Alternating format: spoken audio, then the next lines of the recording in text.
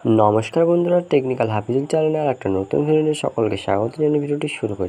ইতিমধ্যে আগস্ট মাসে বার্ধক্য ভাতার টাকা ব্যাংক অ্যাকাউন্টে ঢোকা শুরু হয়ে গেছে। আবার অনেকেই টাকা এখনো পাননি। তো যারা টাকা এখনো পাননি তারা কিছুদিনকে অপেক্ষা করুন। যারা এখনো টাকা পাননি তারা কিছুদিনের মধ্যে টাকা পেয়ে যাবেন। মাননীয় মুখ্যমন্ত্রী মমতা বন্দ্যোপাধ্যায় নবান্ন বৈঠকে জানিয়ে দিয়েছেন যে সার্ভাইভের প্রবলেমের জন্য 15 তারিখের মধ্যে আপনাদের ব্যাংক অ্যাকাউন্টে টাকা ঢুকে যাবে। 15 তারিখের মধ্যে আপনাদের সকলের ব্যাংক অ্যাকাউন্টে টাকা ঢুকে যাবে।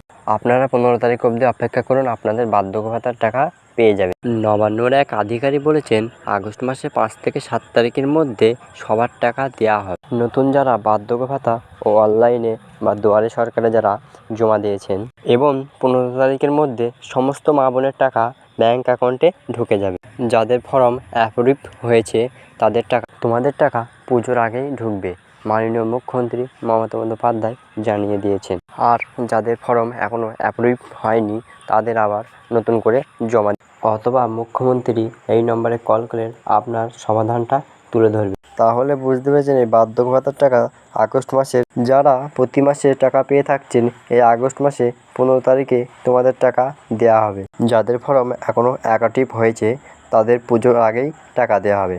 আর যাদের এখনও অ্যাক্টিভ হয়নি তাদের আবার নতুন করে আবেদন করতে হবে। তাহলে আপনারা বুঝতে পেরেছেন। অবশ্যই যদি ভিডিওটি ভালো লাগবে লাইক করে চ্যানেলটিকে সাবস্ক্রাইব করবেন।